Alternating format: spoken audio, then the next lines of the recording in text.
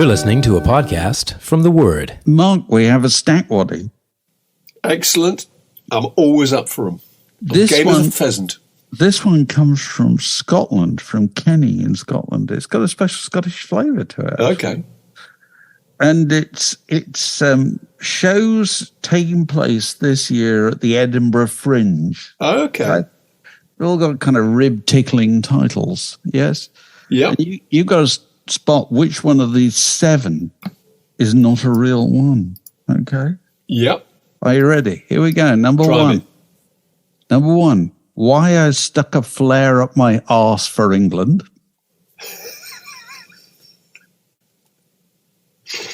Number 2. Okay. Pablo Escobar doesn't need a second job. You ready? Yeah, okay. Number 3. We're looking for the one that's made up. Okay. Number 3. In the Court of the Crimson Ting, the history of prog rock in a reggae style. Number 4. Number 4. That's really funny. A shark ate my penis. A history of boys like me. Number 5. Bald Man Sings Rihanna. Bald Man Sings Rihanna. Oh, my God. Number 6. Oasisi, gender queer drag show. And number 7, Rosie sings My Vagina's Priceless. Okay, so those are the 7, Mark. All shows taking place at this year's Edinburgh Fringe, apart from one, which is invented. Oh, my Lord. So, that's just, it's impossible, isn't it? And I speak as a veteran of the Edinburgh Fringe, having gone to see my son in a play once, and there were more people on stage than in the audience. No disrespect to him, a massively good show, but it's a tough old gig. I thought the convention was that members of the acting fraternity who might be listening to this could straighten this out for me. I always thought the theatrical convention was, if there are more of you on stage than there are in the audience, you're allowed not to go on. Oh, right. Okay. I always thought that was the case. I may be completely wrong. Anyway, go on. Maybe. Well, they did very bravely and triumphed. Okay, good. Gosh, Rosie says my vagina is priceless. That I feel is real. That I'm saying is probably a Sarah Pascoe show. It is. It's join Rosie on a musically thrilling adventure as she reminds you that Google is not a doctor and justifies her own urinary incontinence. A fantastically bold, brave and fun comedy, fringebiscuit.co.uk. Okay, moving on, Mark. Okay. I think Oasis is real. The genderqueer drag show. I just got a feeling about it. I think I know Oasis. Don't look back in anger, babes. Slip and slide inside a rock and roll fantasy party of joy, chaos, and catharsis as genderqueer drag clowns Oasis invite you into their mad ferret, mono-browed imagination. A gay old time, says Noel. Okay, carry on. That's very, very good. Bald Man Sings Rihanna. Again, that just seems authentic to me. It's precisely the kind of thing that some comedian might be doing. Ever heard a bald man sing Rihanna? Scottish baldy Gary is fresh from performing at fringes across the world. Recommended for anyone who wants to laugh. Pelican Magazine, Australia. Good. I'm doing all right here. You are doing well. I still think I know the right answer. But okay. Another I think is real is a shark ate my penis. I don't know why. I'm thinking Rod Gilbert or somebody. Is it real? It's a one-person musical about trans men throughout history. Carry on. Go on. That's good. The Pablo Escobar is also real. I think why I stuck a candle up my arse, a flare up my arse for England, is bound to be because it's a kind of one of those kind of Twitter meme kind of statements about the nation, isn't it? That somebody would use for topical comedy. Dave, the one that's made up, I think, is In the Court of the Crimson Ting. Just because it's just so cute and so funny, and nobody would be doing King Crimson in a reggae style. Am I right? Absolutely right. In the Court of the Crimson Ting. That is simply brilliant.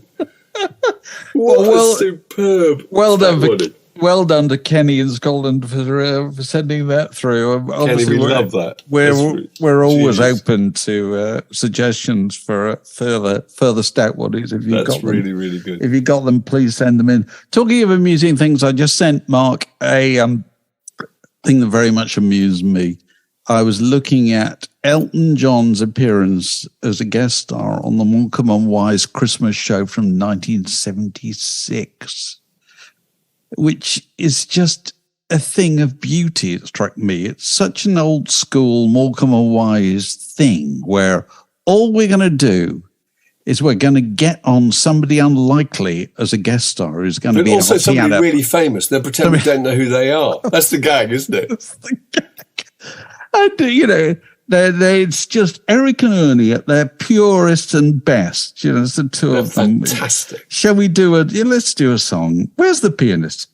And on comes, wearing, obviously, Watford scarf and hat, Elton John, wearing, mark you, I think, a pair of very high stack-heel boots, because he appears to be taller than Morecambe Wise. Yes, he does. I don't think he is in real life at all.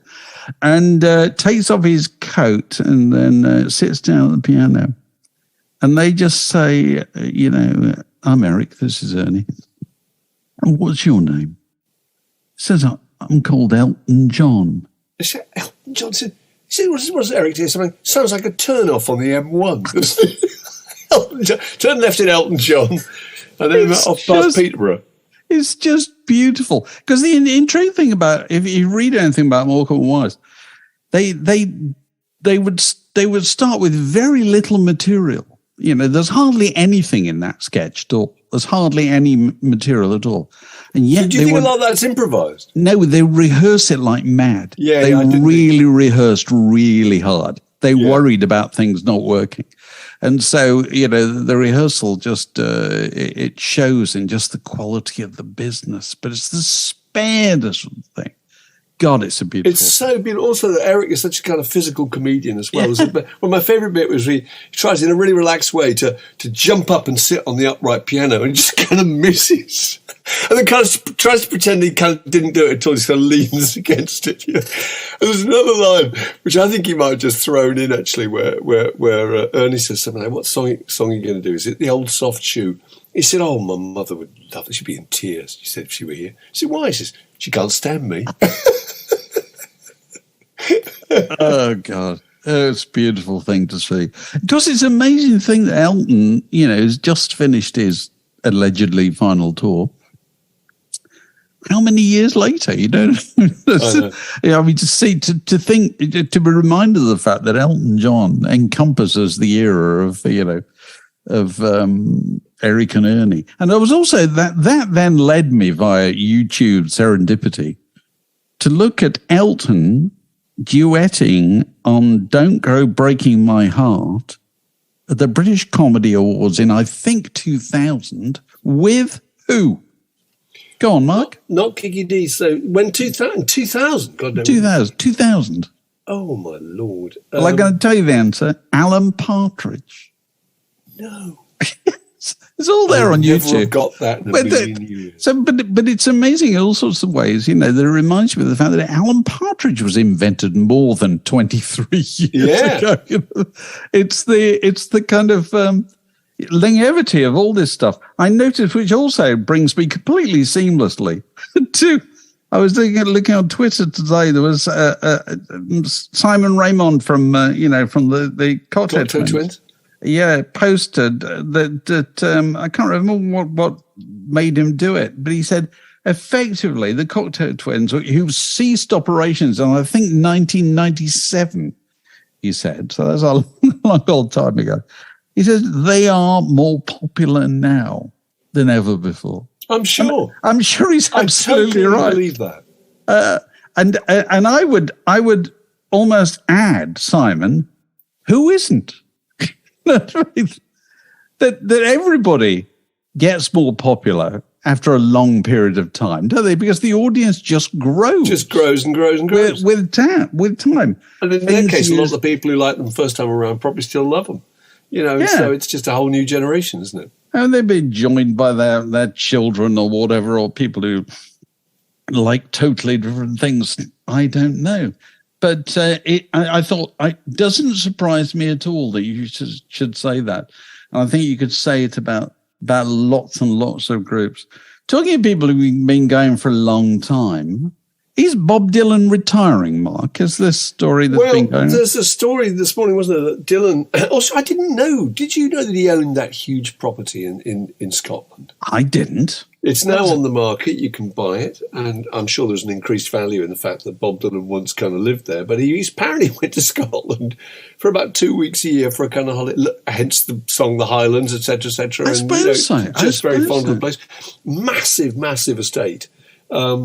Real stately home, actually, with kind of manicured grounds. So I had no idea that for 2 weeks a year he'd been rattling around, not doing any welding, presumably, mooching about. I think the rain will put your welding torch out up there, won't it, really? Yeah. But yeah, and the suggestion is that the last date on the 2024, never-ending tour will be his last. And that he won't tour after 2024, which wouldn't surprise me at all. In fact, I'm astonished he's kept going this long. But why wouldn't you? So that made me think about loads of things.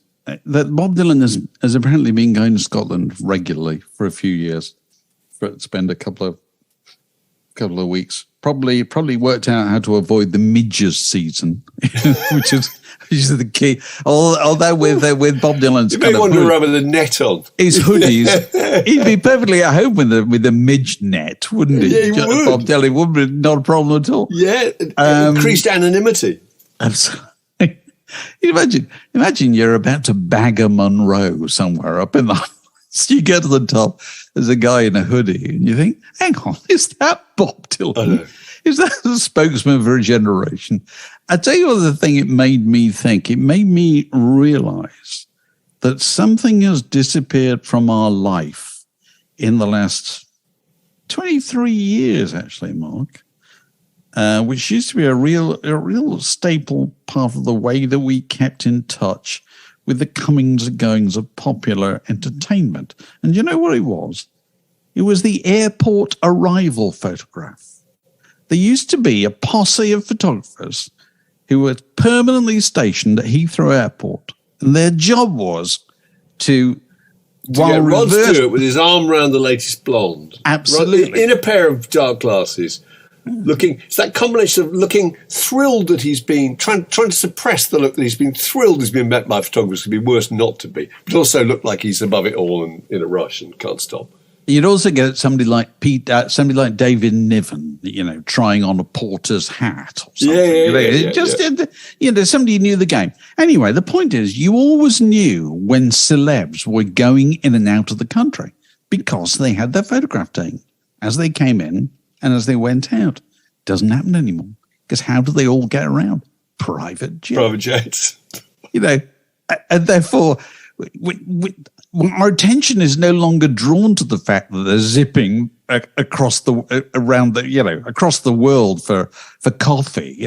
That was the thing. That was the bit of evidence that intrigued me in the Kevin Spacey trial that Elton John gave evidence, last week, that we remembered Kevin coming to our benefit because he arrived by private jet. Private jet. And I couldn't help thinking, now Kevin Spacey, very successful actor before, the recent unpleasantness and so forth.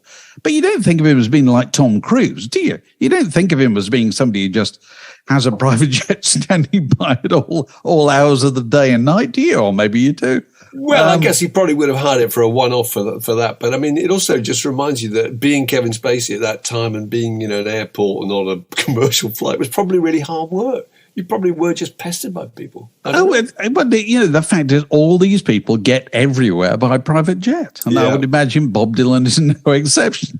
Yeah. So he probably flies into Inverness Airport on a regular basis, Actually, that's true, because if he didn't, we'd kind of know about it, wouldn't we? You'd know about it. That's my point. You would know. Yeah. Because they'd have seen at the baggage arrival carousel at Glasgow. Nobody does that anymore. Nobody does that. Well, anybody famous is kind of, they're invisible. Anybody really famous, they move about invisibly. So do you think that Bob Dylan is going to stop at the end of the so-called never-ending tour? Not Well, not touring, no. Like Elton John. Elton John is only stopping touring, but he's going to stop. He won't stop performing. So he won't. So he might stop touring. Sorry, but he won't stop performing. I'm sure, because it's just in his blood, isn't it? I mean, I suppose so. How can you adjust to a life without it? You know. I suppose so. I was thinking when I was reading about the actors and writers strikes in Hollywood, and I was thinking, you know, we have a vision of people being on strike, you know, which is kind of based on, you know, the old industrial world, you know, where the person didn't go down the pit or didn't go to the docks or whatever, stayed at home, you know. And you think to yourself, if actors go on strike, what difference does it make to most actors? Because most actors, no disrespect, are not working. Are resting. Well, they're in between jobs. It's a fact. They're waiting for the agent to ring them. And similarly, although not quite the same, but, you know, similar, curious thing, writers. What do writers spend most of their time doing? And I know this because I am one, okay? They spend most of their time postponing writing. Yeah, because it's hard work. Because it's really, really tough. So what difference does it make, really, you know? Because if they had a good idea, you're telling me they're not going to write it down on a bit of paper? I think they are, aren't they? You know what I mean? They're not going to stop doing anything for the duration of the strike and then suddenly turn on their, you know, whatever creative engine they have going there. It's going to be very interesting. I think I'll send you the interview with Barry Diller. Interview. Barry really Diller, interesting. Hollywood bigwig. Very experienced person, Barry Diller. Because his main point was if they don't resolve it soon, real problems. Because if they don't resolve, I mean, he made some really good points. One was that COVID had destroyed, you know, the whole theatre business, the cinema, you know, uptake, and that then people had invested into streaming and invested very unwisely and lost a load of money. And if it's delayed beyond, he thinks September the 1st. Then there's a very strong chance that a load of new TV programs would not be made next year, and therefore all the revenues they'd be expecting. I mean, it would just be catastrophic, wouldn't it? We'd be on permanent repeats. It's a very interesting thing, isn't it? I mean, you know, you got the cinema side of it, and I know that they're all the sky is black with hats in the last week because Oppenheimer and Barbie have opened very good numbers apparently. But apparently before that, I read that UK box office was down 7% on the previous year. Now, if you consider that the previous year was still coming out of COVID, that is catastrophic. You know what I mean? And you got small chains just turning. Well, be honest, haven't you been to the cinema less? I haven't been at all. I haven't been for ages. And I mean, it's the thing that once people get out in the habit of, I don't think they reacquire it. But then the streaming thing, fortunes have been poured into streaming over the last 10 years in an effort to get market share, in an effort to make sure that your streaming service is one of the ones that survives the inevitable shakeout that's going to take place. Because at the moment there's like 6 of them or something, or probably more, and there can't be 6 of them going forward. There's probably going to be 2. And so they're all just chucking money at the problem at the moment, more productions, more stuff in order to get more subscribers. If people just cancel their subscriptions, which they can do really quickly, these businesses just will turn away, and the investors will think, no, I'm going to invest in something else, actually. So I think Barry Diller's point that if they don't sort it out quickly, if this goes into a long standoff, it could be very nasty indeed.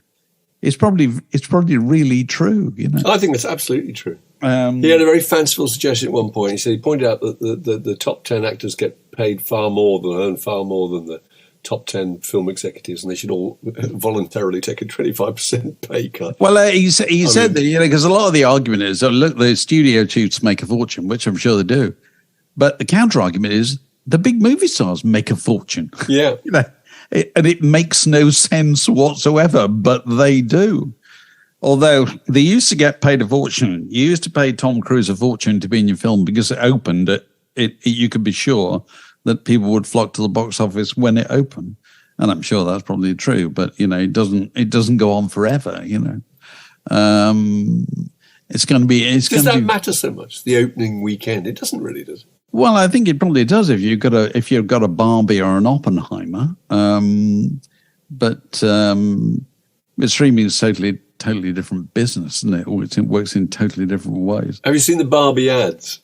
They're No. fantastic. We just passed one coming back from our holes. There's a huge billboard on the North Circular, and it's just a huge pink billboard. And in the bottom right-hand corner, it just says July the 21st. There's nothing on it, just the colour pink. Yeah, that's good, isn't it? Yeah, that's really very good. So tell me, Mark, if there were no new TV dramas for the next year, would it bother you? Well, if you thought I could go back and watch the whole of Seinfeld or Cheers or something, I don't know. Or a million and one other Or things. a million and one other things, probably not. Or, not really, no, because there's just so much I haven't seen. This is it. We've only just started watching Succession, so that's how behind we are. And are you watching the first one? First series. We just So there's 5 to go. I know. And that's the rest of the summer sorted. And that's the same on a very thing. happy note. God, it's dispiriting stuff. That's the same thing that applies to, you know, Sopranos and, you know, whatever. Yeah. I've never watched Breaking Bad. Never done it. Well, Breaking Bad, I think you'd love. It's fantastic. I'm sure it's the not best the point. of all of them. Mark, that's not the point. That's not the point. The point is we have more than we would ever have the lifetime to watch. That's the issue. And this didn't apply 20 years ago at all. You know, there wasn't that much. Now there is. It's bound to make a huge difference. So anyway, in more industrial relations news next week. The Word Podcast. Prime cuts of popular culture served fresh each week. So, Mark, do you get around to watching the Hipgnosis documentary? I've watched it. Squaring the Circle. What Absolutely. a great title. What a great title that is. The idea of putting a square record sleeve on an album. And it's the new film by Anton Corbijn. And is, I think, in cinemas now. In fact, I watched it on Amazon, actually. And really enjoyed it. It's the story of Hipgnosis, and which you were involved in it. We'll talk about that in a moment. Storm Thorgerson and Poe Powell, who did the Led Zeppelin and Wings and 10cc and XCC, Trees, Pink Floyd, all those fantastic, memorable sleeves. And it makes you think what an amazing advance that was, that only minutes beforehand the idea of a record sleeve wasn't terribly important, was it? It was the Beach Boys in a petting zoo for pet sounds, you know. And suddenly they transformed it and gave that whole new dimension to the idea that rock music had hidden depths and qualities and resonances, you know. And I thought it was really, really interesting. And there's one line that summed it up for me, Dave. It summed up the whole thing, where they're talking about Poe Powell says that he says to his assistant, he says, I need a sheep, a psychiatrist couch, a vet, and a ticket to Hawaii. And that is in order to film a concert that he's cooked up for a 10cc album called, I think, Look Here, which is going to be, a sheep on a psychiatrist's couch in the surf on a beach in Hawaii. I mean, there is absolutely no reason to do this and go to Hawaii. And according to him, he had to take the vet with him, and the vet had to inject the sheep with Valium to keep it calm, or else it wouldn't be photographed. And at the end of all this, they reduce the picture to about 3 inches square, don't they? And stick it on the sleeve. So it's absolutely unbelievable. And it just reminds you of the whole excess of the time, of the limitless budgets. There's a story where they do a sleeve for Paul McCartney and Wings. Paul McCartney has a statue and he wants it to be photographed on Everest. So they go to Everest with the statue. They don't go to Everest. No, first of all, it was going to be Everest. The Alps? And then he wanted Mont Blanc, and it ended up on an Alp.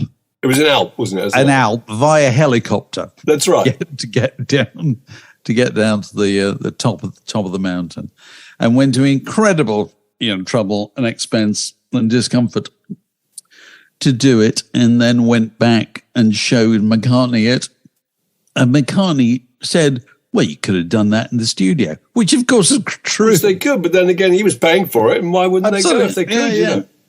Because that's the interesting thing to me about, loads of interesting things about the story, that in the heyday of hypnosis, which is mainly the latter half of the 70s, I suppose.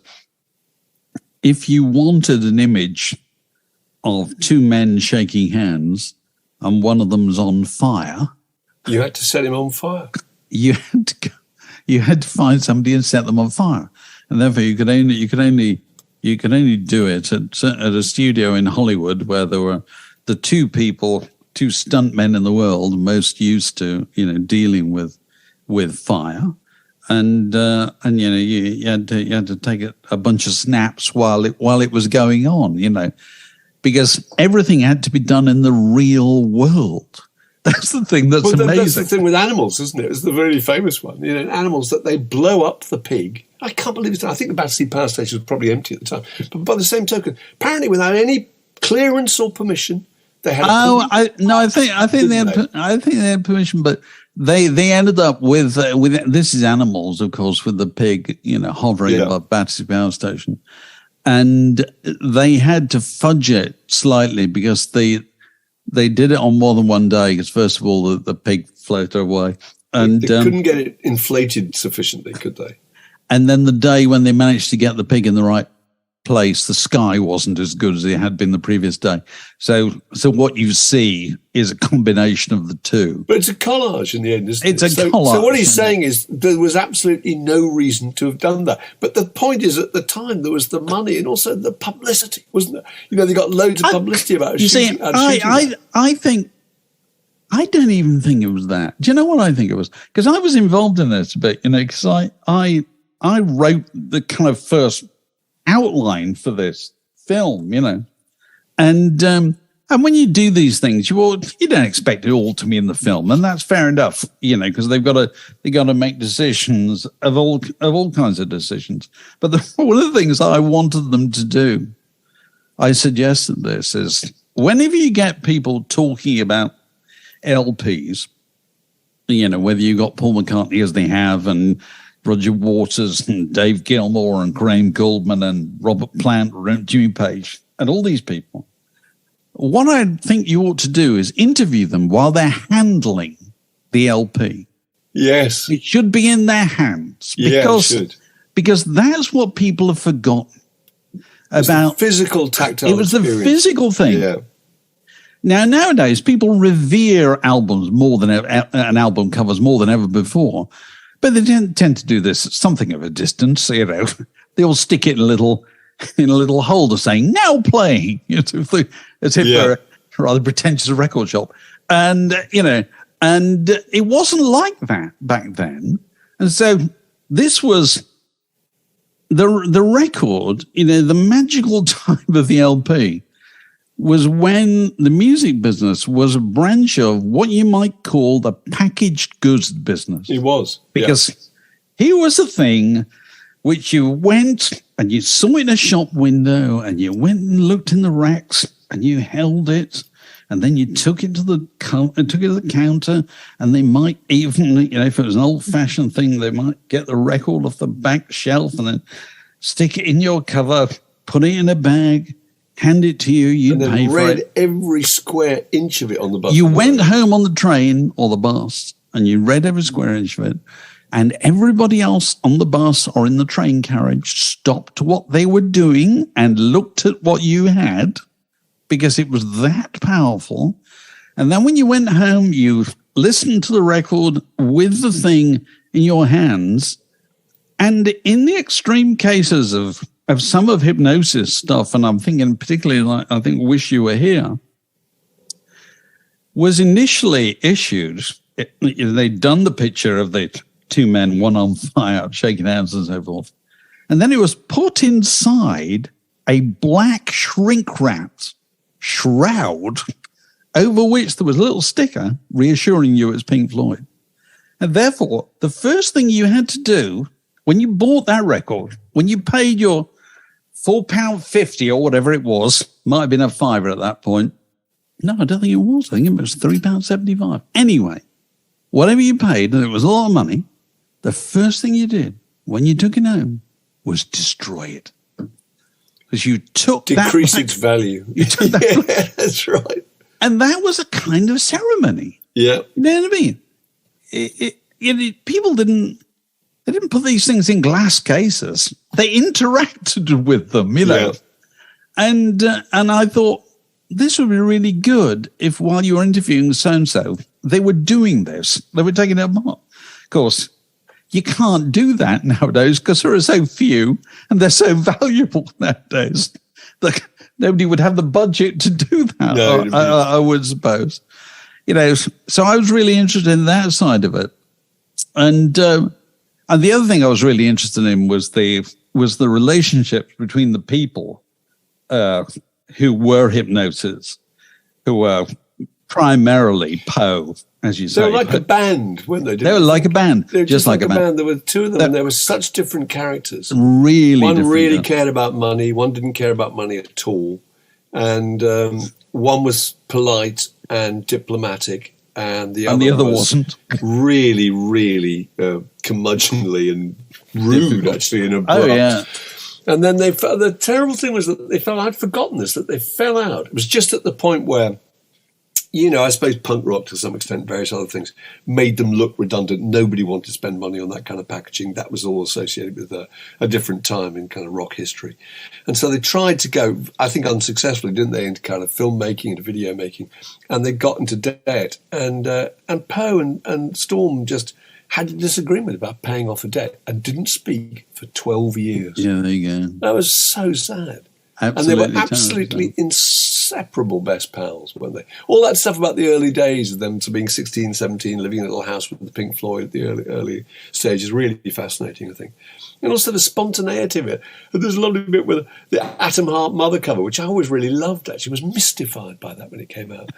And they just say, what are we going to do? And somebody has the idea that, I think it's David Gilmour, because why don't we have something that's completely meaningless? Yeah, he says, well, what about a photograph of a cow? And so Poe gets into a car, doesn't he? He drives He goes to see his mother, who lives in Potter's Bar, just up the road from where On the way to Potter's Bar, he says, I will stop when I see the first cow. Yeah. Gets out, jumps over the fence, photographs the cow, photographs some other ones for the back, gets in the car, drives home, and there it is. And even the irony, of course, that then became somehow meaningful. You know, it wasn't meaningless at all. What was the cow? You know, the cow became symbolic of, you know, of I don't know, whatever people were trying to work out it was meant to mean. It was fantastic. No, it's an extraordinary tale, and of course, you know, there was a kind of deathbed reconciliation between Roger Waters and Storm. You know, because they hadn't spoken for years, because they fell out over the credit for Animals, because the cover of Animals was Roger Waters' idea. Yeah. Executed by the rest of them, but it was Roger Waters' idea. And he didn't like the idea that when he saw the first proof, it said art direction, Hipgnosis, and he thought, they didn't art direct this. And there was a terrible falling out over that. Because it's yet another classic case. It's like I was just saying about the Quartet Twins. That, you know, the stuff they did when they were like 23, 24, never thought about it at all, is the stuff that we're still talking about 50 years later, you know. And there's films made about it, you know, and there's exhibitions devoted to it. And one thing that struck me was that the value of a photograph has completely been changed. Photographs do not have the same impact, because in your subconscious you're always thinking that they've been modified. Yeah. Don't you think? Yeah. And occasionally there was a picture recently of Johnny Bairstow carrying off a Just Stop Oil protester. Yeah. And it was just one of those brilliant moments, and the guy's kind of punching the air, and it's got him under his arm, basically. It was just very, very funny, and just a particular moment captured. But nowadays, if you look at any picture, there's always that faint suspicion that it could have been modified. But at the time, you looked at those pictures and you knew that they were real, didn't you? Yeah. And I think that's been lost, and it's a shame, really. And it's also, if you wanted to get any effect of any kind, if you want to do it nowadays, well, you can do it with an Instagram filter. Yeah, you can do it on an iPhone. Easiest thing in the world.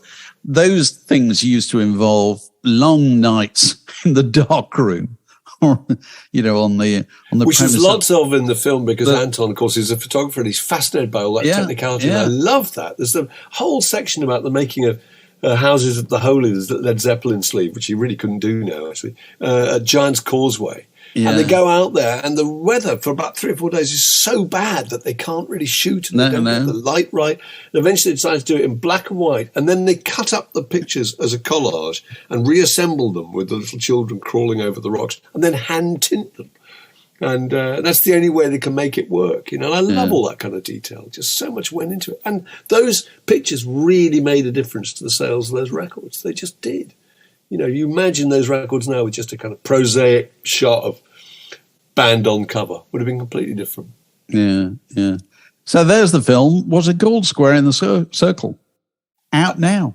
And Roger Waters re-recording Dark Side of the Moon. Just what the world's looking for. Just what the world's looking for. Have you seen that clip? I haven't seen the clip. No, what's the clip? There's a clip of the song Money. And oh my God, I was watching it this morning. It's just extraordinary. His whole re-recording and reinterpretation of Dark Side of the Moon is coming out, I think, in early October. But he posted this morning, this is on the Friday the 21st, he posted an official video for Money. And it features a kind of slavering dog. And it's a kind of spoken word. It's him kind of, reciting the original lyrics with a whole new section in the middle, which starts off with him saying, "I'm sorry, I'll read that again," that's one for the teenagers.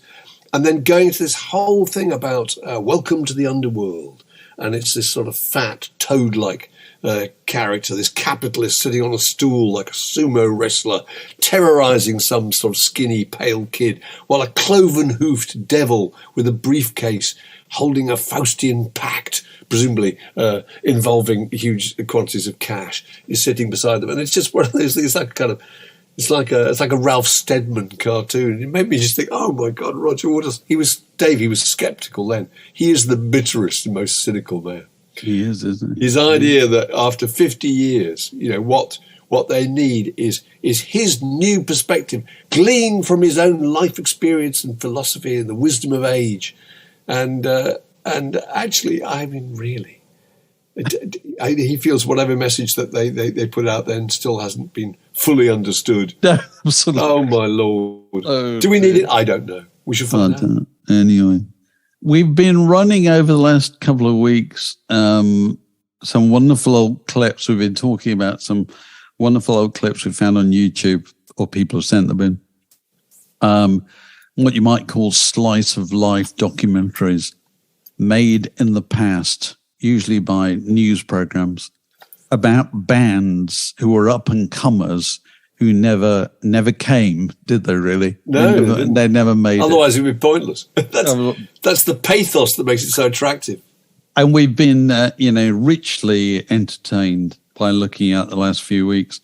What do you have? Punch, who came from Bradford and attempted to make it on Opportunity Knocks. Rainier? Is it Rainier? Yes, a prog band. A prog band who were on Transatlantic. Gemstone, a friend of the pod, has sent through one. We're delighted if anybody finds they're examples, because they're brilliant. And this is about a band. What's the name of the band? They're called the Mike Stuart Span. The Mike Stuart. What a weird name. But as we'll come to later, of course, they changed their name to something voguish and more fun. We'll come to that later. We'll come to that. This is 1968. So 1968. This is a documentary made by, I think, BBC in the south of England. I think probably based in Brighton because the band are based in Brighton, aren't they? Yeah, they are. There's a lot of kind of local interest in them. And it's a fascinating little vignette here, because you're catching a band just at the moment when every group who had previously worn a blazer and slacks suddenly, as one, all decided they shouldn't wear a blazer and slacks any longer.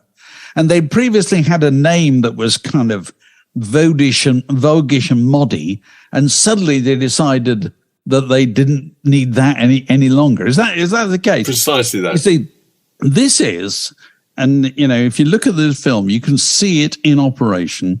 This is the greatest cultural revolution in the history of popular music. Because this all happened in a 6-month period, didn't it, Mark? You and I remember. We're old enough to remember. This is like, you know, think the Zoot Money Big Roll Band featuring Andy Summers at the Police, who overnight became Dan Talien's Chariots. Yes. Think Simon Dupree and the Big Sound became Gentle Giant. I know. And these guys are so brilliant. They're the Mike Stuart Span. And just in a moment of, and they've gone through all this stuff. They've got the new manager and they've played all these gigs. They're trying to get press. And then they get the sales of their new single, don't they? And they tell you how much it sold. And I think the number of singles sold was 264 copies. And I'm sure that was an exaggeration. They sacked the manager, and he says, just almost as kind of under his breath, he was, of course, we changed the name of the band now. We're called Leviathan. You think, this is absolutely fantastic. So they become Leviathan, and somehow that's going to wave a magic wand over the whole thing. Oh, it's just brilliant. And also, I think it's one of the characteristics all those films have is that it's never about the music, because the TV crews that make them, there's no story in that, and they can't evaluate that. They don't really know if the music's any good or it isn't any good. They occasionally ask a DJ to tell them, or a TV producer. It's just about the business. So the business is always painted in this cartoonish way of being full of crooks. Yes. You know, there's a bit where they talk about managers. So the TV producer says all managers are shifty crooks. And one of the bass players says, well, of course, there's a load of... he's worried about all the gay people in the industry. No, Mark, let's get this right. Let's get this right. He doesn't say gay people, because in 1968, nobody said gay people. I think he said queers. He says queers. And of course, the funny thing is, queers is now back to being acceptable. Absolutely. You know. Queers is very much an odd word, but he's very worried about that sort of, you know, just shifty men who might be interested in things other than his brilliant bass playing, you know. So it's all about money too. The manager just says, what I'm aiming for is these guys will be earning £350 a night. They interview one of the members of the group, I think it's the drummer, and says, what do you want out of it? He says he wants to buy a racing car, doesn't he? Isn't that right? He does. Sports and drive it himself.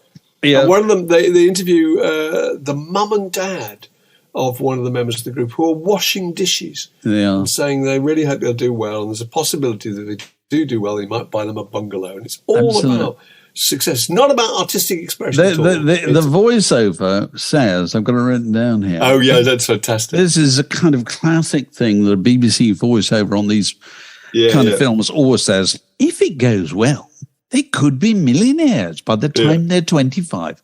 What are you talking about? I know. He said it could be the next challenge to the Beatles. It's all that sort of posh voice, isn't it? That's Chumley Warner voice. You think this is absurd. Absolutely absurd. So then they re-emerge as you said, Leviathan.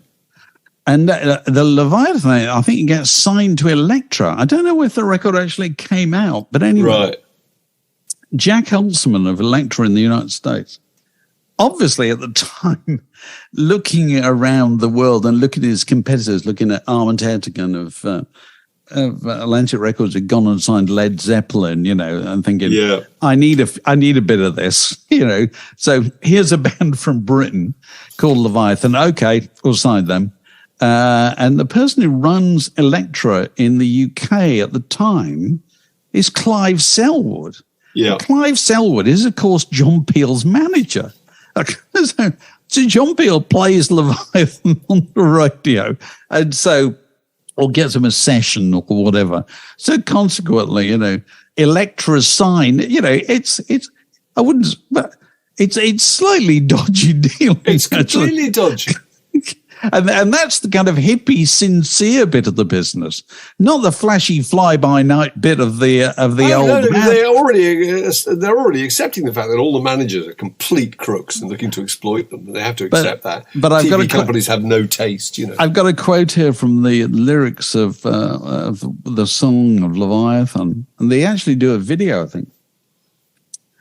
And yes, because they appear on the TV program How It Is, don't they? I think. Yeah, they do. And the part of the lyrics of this song is, "If I could, I would go to Parliament and turn them on to better things." Oh, good God! when they're on the TV show, they sing a song with lyrics to which I think "You've got to get out of your head. You've got to step out of your mind." And you just think, oh my God! And they sound a little bit like the Herd, actually, or a little bit like the kind of pop psychedelic Who. But they're now what would probably be called psych-rock. Yeah, well, so it's quite likely that there are a load of psych-rock collectors who are actually looking for stuff by... and that's not an exaggeration, Mark. Yeah. There are. I'm sure. So it's like it's like the Cocktail Twins. Yeah. All these things, your moment always comes many, many years later. Yeah. So, we'll post the link to that. We'll post the link. On it's the got show that notes. Wonderful tone to it that they all have, which is that if failure is their destiny, it isn't their fault. It's the cloth-eared, isn't it? A&R men. It's the managers. It's the lack of promotion. It's just they've done everything they can. They're perfect, but they just haven't been selected, and it's a complete misery. But we'll put the link on the bottom. This is a junction in the word podcast. It separates that bit from this next bit. Well, we have a birthday guest slot. Very nice to see him once again. It's Patrick Butler. And Patrick, you have a conversational log to chuck on the fire regarding Steely Dan. And what is it? Well, I'm just curious what you guys' thoughts are, but it seems to me in the last few years, and especially this year, it seems, that there's a kind of a renaissance, a resurgence of the popularity of Steely Dan. And it just seems like everybody I know who's around my age just absolutely is obsessed with them right now. And I'm just wondering what you guys think is the reason that is, because I have my own thoughts. So. Oh, well, go on. I've got one thought which particularly applies from a kind of UK point of view, which may not apply so much in the United States. But I do think one of the reasons that Steely Dan still sound fresh and appealing to people now in the UK is, oddly enough, they never really had any hits in the UK. And that had the benefit that since nowadays all radio stations are programmed by computers and computers choose hits, they favor hits. So anybody who had a load of hits, you're sick to death of them. Whatever the Eagles hits are, Hotel California, Life in the Fast Lane, New Kid in Town, all that stuff. We've heard it a million times over. And I did a bit of research this morning. And, Steely Dan, Mark, they only had one top 20 record in the United Kingdom. Do you know what it was, Mark? It was Ricky Don't Lose That Number? No, it wasn't. It was Haitian Divorce. Got to number 17 in 1976. Wow. It surprised me. It surprised me as well. It's just one of those odd things. And so that's the only top 20 record they had in the UK.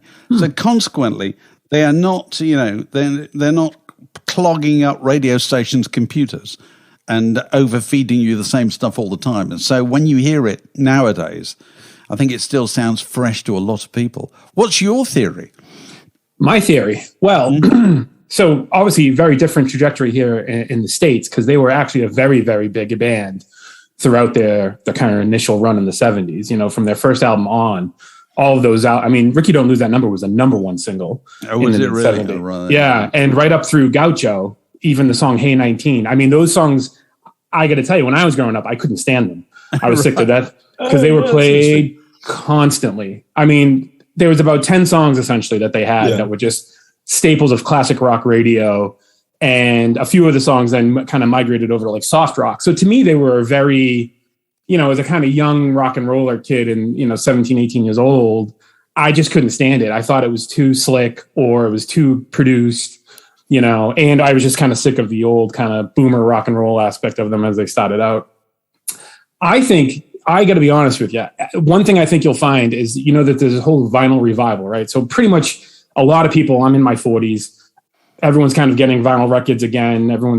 And the albums Asia, The Royal Scam, and Katie Lied, I think literally every used record shop, antique shop in the United States, you will find a copy of those records in there for 99 cents. And still, really? Still. Wow. Yeah. Well, I think a lot of people turned them in when they bought CDs, right? They, hey, I'm going to and those were big albums. And so I think I think there's this kind of revival because, particularly Asia and Gaucho are seen as kind of sonic. The pristine way to listen to a vinyl record is those records. And so that became a big, I know for a fact that in the last couple of years when I was living in New York and stuff, that was a big thing. Oh, let's put on Asia. It's so good. Look at these speakers, all this, this is so much better than digital, etc. So I think that first kind of was the part of it. And then the fact that because musically, I think that they are somewhat, conventional in some ways. They definitely slot pretty well into your soft rock stations, etc. But I think lyrically, that's the thing that people are really starting to discover is that there's this incredibly cynical view of the world that I think in some ways kind of fits the times. Yes, I think that's absolutely right. If you look at songs like Bodhisattva. Only a fool would say that Kid Charlemagne. They were very cynical about not just the right wing, but the left wing too. The left wing hippies, they were scrutinizing everything, very skeptical. And I think that fits in with an age of disillusionment. And I also think musically I think I read something the other day saying that people felt that all the authentic things, the kind of raw, organic things in rock and roll had been strip mined to death for use in the 21st century. So the time was for people to go to stuff that was verboten. It was to go to the kind of yacht rock and all that. And also the fact that at the time, a lot of people, Dave Marsh particularly, I think, was very skeptical about it and said they I think American rock critics as a breed were very down on Steve. They really and still were. are. Of that generation. I don't think in Britain the same thing didn't really apply, I don't think. No. They were I worked in record shops at the time Steely Dan came out, and Steely Dan was super hip amongst people who worked in record shops, as were Little Feat. It was a very different kind of group. People who worked in record shops really loved that kind of thing. The thing that's really interesting, I was looking at something yesterday, and I realized I'm really familiar with all the Steely Dan's records, but I don't really know what any of them mean at all. And I've never been particularly bothered about what they mean. It was only yesterday when I was reading something that I was informed that Only a Fool Would Say That was supposed to be a riposte to John Lennon's. I read that too. I never knew that. Yes, it's all about millionaires sort of in their, castles, with all their material possessions. It's fantastic. And I'm not even sure that I want to know, really. I know you can't deny that kind of knowledge at all. But, the appeal to Steely Dan to me has always been they're like Swiss watches. They're just something immensely satisfying about the way they are put together, and also apart from if you take the very early things like Do It Again was clearly made to be a really big hit record. Later on, they were slightly less obvious about that kind of thing. It struck me, the hooks weren't too obvious and so forth, and so that kind of helps them just endure, isn't it? And I find that I was thinking about this the other day. It was on a playlist on Spotify for things to play when you can't decide what to play, and at the top of that list would be Steely Dan. I find if I can't decide what to play a Steely Dan record. It'll be fine. Something will just come to the surface. Some track that you've never particularly liked in the past, you'll find yourself really drawn to. Did you read that thing about Judd Apatow? I thought it was really interesting. He made the film Knocked Up, and he's a huge Steely Dan fan. But didn't want to admit it. And the character played, I can't remember his name, carried by Paul Rudd in the film, says at one point something like, if you catch me listening to Steely Dan, slice my head off with an Al Jarreau record. I thought that is really funny because there's somebody who absolutely adored them, using them as a kind of benchmark for awfulness in this film. Well, I think if you're a youngerish person, I don't know that I don't think at 16, even 26, even early 30s, I would have liked it because I think it was too adult. That's the thing, right? You're not cynical necessarily, hopefully. I mean, when you're kind of younger, and again, like growing up in a more kind of like you said, like the Dave Marsh's, that kind of point of view was like very prevalent when I was a kid, and it was like authentic. That's why they all champion Springsteen, right? Yeah. And because it's like this is the working class, and really they're motivated by politics. I think a lot of times, and Steely Dan is of course like all politics is stupid. These people are all awful, and that really bumps against their worldview. So they always kind of denigrated it. And then, of course, it doesn't. Some of it does, but a lot of it doesn't really rock. It's very jazzy. It's almost like cocktail lounge music. Absolutely. And I think so, at 17, 18 years old, that's a real turnoff. And whereas when you get a little bit older and you don't want to listen to, Minor Threat, this is like something that you can, but also that you can put on and everyone kind of likes, so. That music seemed to represent precisely the opposite of what rock critics thought rock music's core values were, Correct. Particularly in the kind of indie rock era, that whole 80s, 90s thing, they were just considered to be absolutely anathema. And my feeling is that anybody who's hated that much will inevitably, it'll swing the other way. They will just come back. They're bound to. I'll tell you what, though, it's funny you should mention Knocked Up, because I was only watching it the other night. Oh, yeah? Because I was directed to it once again because I was playing Loudon Wainwright's terrific album of music for Knocked Up. Ray in LA and all. It was such a good record. That's My Daughter in the Water and all that. Such a good record. A brilliant record. And I was playing it and I thought, do you know, I must watch Knocked Up again. And it was on Amazon Prime and I watched it the other night. And it is ridiculously dated. Just ridiculously dated. Yes. It's not even that old and it's preposterously dated. Steely Dan, 50 years old. Oh, I know. Not remotely dated. Yeah. It's just a really odd thing, isn't it? How that works, So if you were going to buy shares in anything, back in 1973, buy them in Steely Dan because they'll still be being streamed and so forth. After we're all long gone, I would imagine. It seems that way. And also, there's a lot to be said for the fact that they were really kind of anonymous. Yes, and sort of physically unprepossessing. You didn't know anything about them. There were no posters on anybody's wall, were there? You couldn't fall out with them. They didn't have a kind of David Lee Roth figure out the front or anything like that. That's right. Anybody who was a bit flash, Yeah. They were no threat to you, were they, Steely Dan? You weren't envying them anything apart from their immense skill, I suppose, I still get a great deal from them nowadays, and I'm glad to hear that you do. Yeah, I'm obsessed. I'm sure lots of other people share your obsession. So thanks for that contribution, Patrick. And when was the birthday? My birthday's the 3rd of July, so the day before the 4th. Oh, okay. Oh, right, well, okay. that always a good time. Good day, just to get the party started early. The word podcast. Clearly, there is no plan. We're joined by another valued Patreon birthday boy, Alan Williams. Hello, Alan. When was the birthday?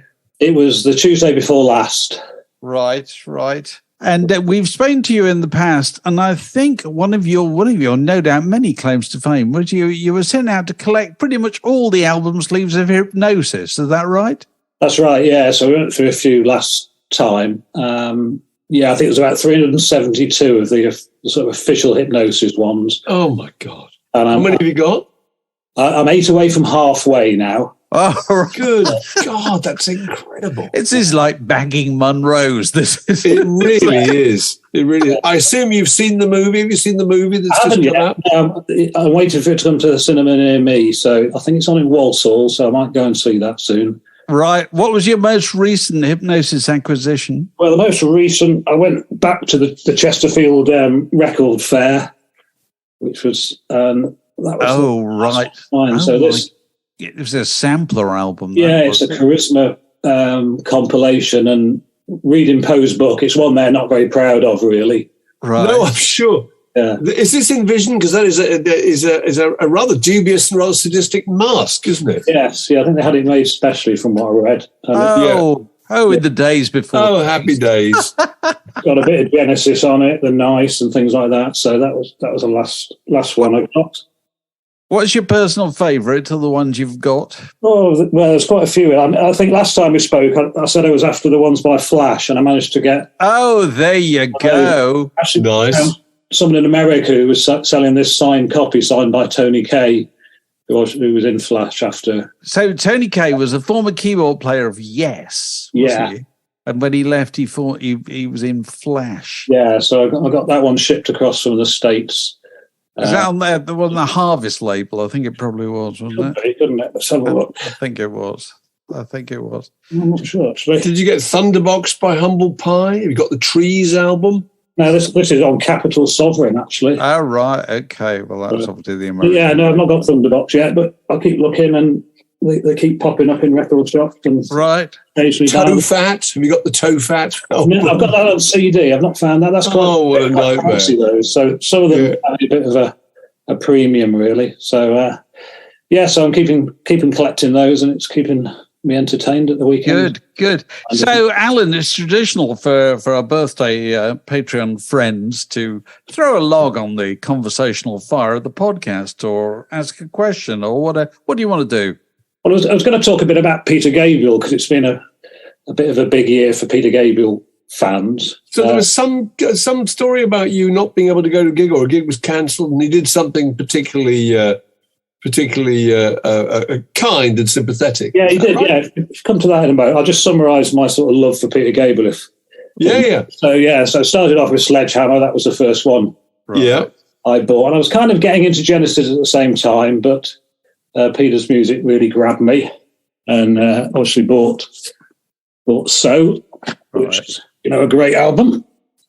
And at the time, I've also bought this book, which had just come out. It's by a guy called Armando Gallo. Oh, yes, he's wrote all the Genesis books. He's a big follower of Genesis and that. Yeah. And really, that was where I learned everything I sort of knew about Peter Gabriel in those early days.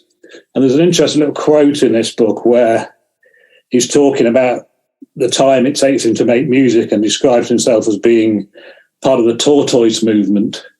Right. He was renowned a bit for being slow even then. But if you look at things, I mean, So only came out 3 years after his previous album, which sounds like a long time then. But as time goes on, it's been a bit of a slower wait for Peter Gabriel albums. Just before we leave So, I was really into the videos. I found these, which was basically some photos I took off the telly with a camera of the, I think that's the Big Time video, and that's Sledgehammer. Yeah. Yeah, I got my brother. What a fantastic video that was. Yeah, I got my brother to dig something out. He took a photo of it. This is an old VHS bootleg we bought, but it just came in a plain box. I actually made this sort of cover from one of those photos, probably from a bit from an advert cut out of Smash Hits, and printed up on an old computer. So that was a ropey VHS. God, would he have advertised in Smash Hits? I suppose he would. He probably would.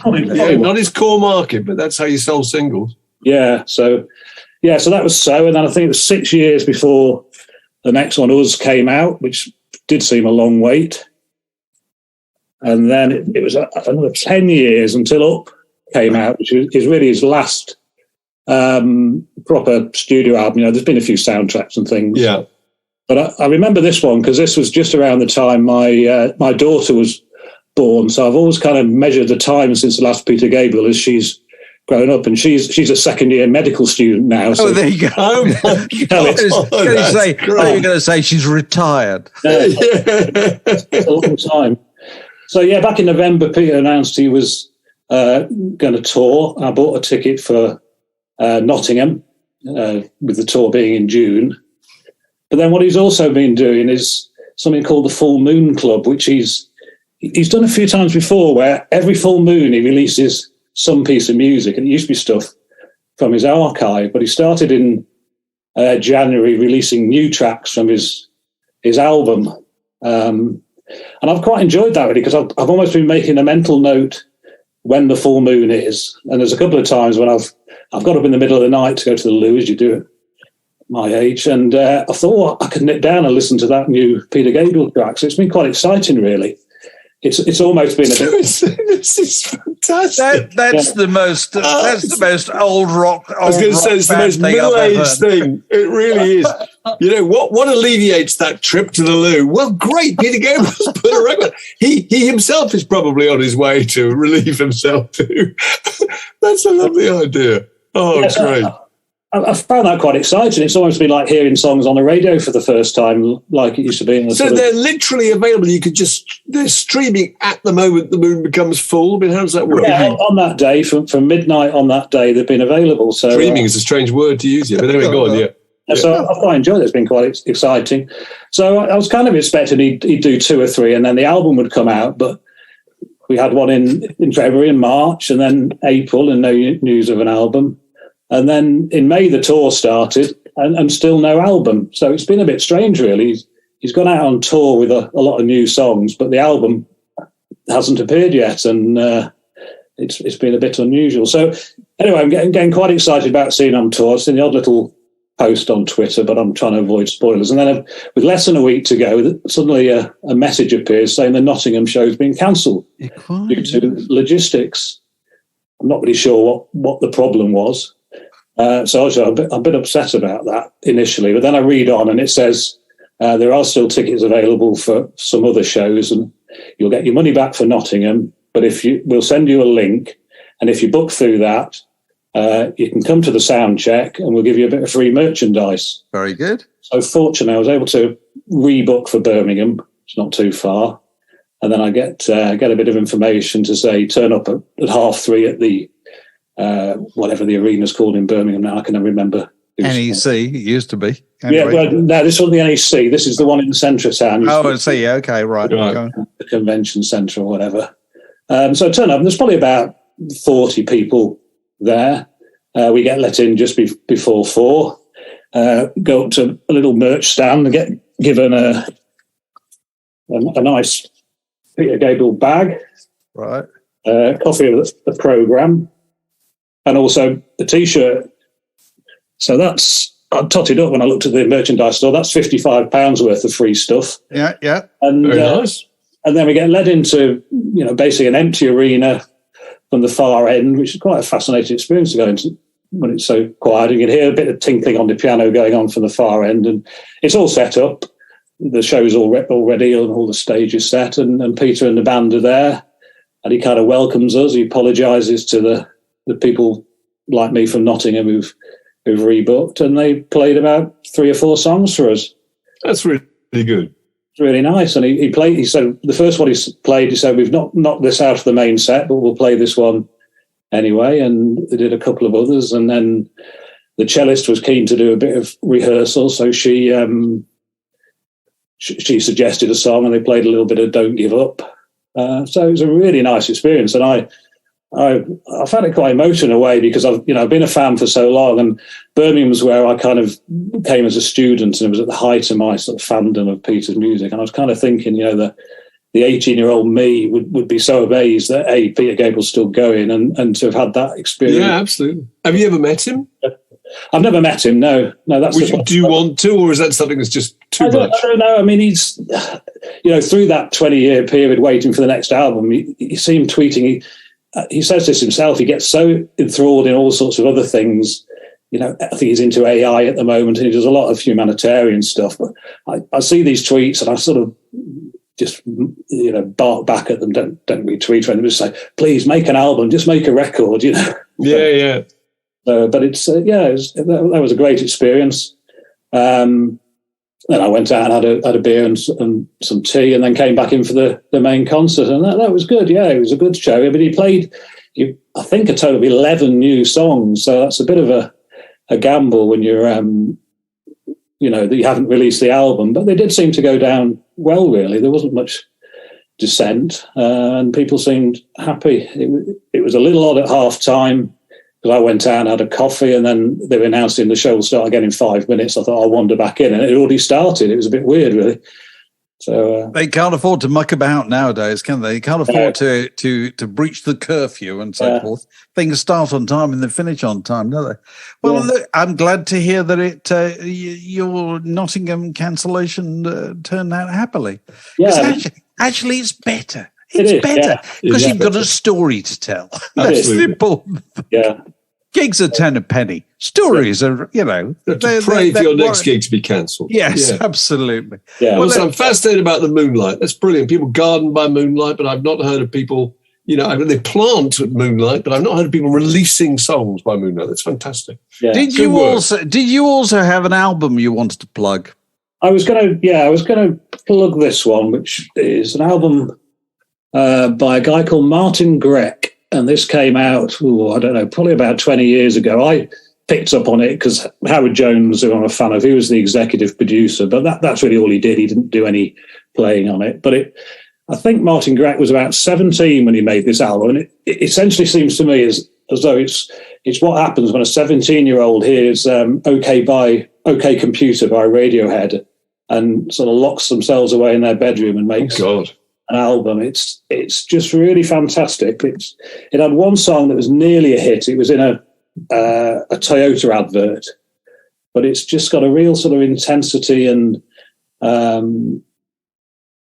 something about it that I've not really heard much before. And I thought he was going to be a really big star. I did see him live around the time of this album, and his live performance was I say, really intense. It was almost like watching Ian Curtis or someone like that. I've seen a few films of him, and it just had that sort of intensity, but it just didn't quite make it. And he's made a couple of other albums, but Open Heart Zoo is just a fantastic album. So it's Open Heart Zoo by Martin Grech. Yeah, Grech. Yeah, we'll make a note of that. Yeah. Thanks for recommending that, Alan. Yeah. And thanks for joining us on the week of your birthday. Yeah. And see you next time. The Word Podcast. What's wrong with being sexy? Just before we go, I sent you, I think, a link to Noel Gallagher video for a track off his new record, which I thought was rather funny because when I was writing my book about Abbey Road, I was in Abbey Road one day last May, so it's kind of it's more than a year ago. And I spoke to Noel Gallagher, who was in there. And he was in there putting strings on that song, in studio. What, that very song that's on that clip? Which I think is called Open the Door, See Me Fall. They're putting strings on 3 songs, I think, from that album. And he made the album in his home studio, I think, mainly. Yeah. But he'd gone in there to do the strings. He said, because if I don't care what anybody says, he says if you record strings in Studio 2, it sounds like the Beatles. It's fair enough. Yeah. It's partly sentimental, all sorts of things. Anyway, there they were in Studio 2. And I said, so when's this coming out? So this is May. When's this coming out? I said, is it coming out, pre-Christmas, kind of autumn? He said, no, it'll come out next year sometime.